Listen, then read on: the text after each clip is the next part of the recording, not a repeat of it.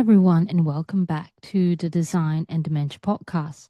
I'm Dr. Joanna Sun, and this week I'm going to be bringing you to the Netherlands and to a study I think um, a lot of aged care teams, and if you're in one, you probably recognize it um, very well. So, this study was published in 2026 in the journal Environment and Behavior.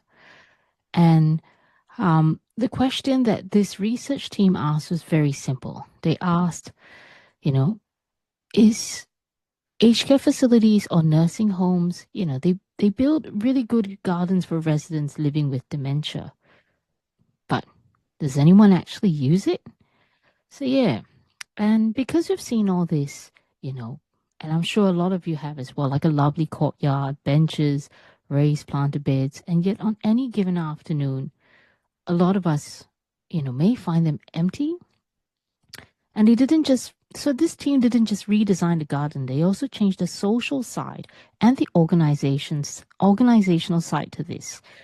The team trained staff, involved families, and reworked routines. So outdoor time actually made it into the schedule.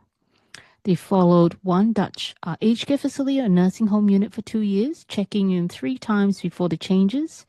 So 1 year in and 2 years in. They observed what residents were doing during the day and they measured quality of life with the dementia specific tool. And here's what they found. So in the first year, garden use went up. Great. By second year, it's kind of drifted back to where it started. So less great. But while residents were actually in the garden, something clearly changed. They spend less time on passive activities. They were spending more time in meaningful activities, social interactions with one another, and the sense of social relationship, which is one part of quality of life, improved. There was one more finding that's important. Residents with moderate dementia used the garden much more than residents with severe dementia. So the people who arguably had the most to gain from calm, fresh outdoor time were the ones least likely to get out there. So what do we take away from all this? A garden is really not a one-off intervention. It's daily practice.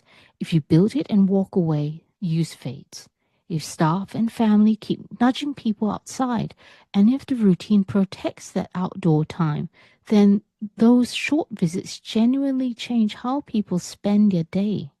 And for families as well, when you walk into an aged care facility or nursing home, don't just look at the garden. Ask what happens to it, who goes out, when, and with what support. For care workers, think of the outdoor time as care, not a treat. Morning tea outside, a short walk after lunch, a family visit on a bench. For designers, the door to the garden matters as much as the garden itself. Make it easy, obvious, and safe, and put seating close to the building so a 2-minute visit feels effortless. And for managers and policymakers, fund the people, not just the plants. A garden without staff time attached to is just a view. And a garden, we know, is much more than a view. And well, I guess that's my takeaway for this week. And as usual, the link to the paper is in the blog. So thank you for listening. Take care of yourself and take care of each other. And I'll catch you in the next episode.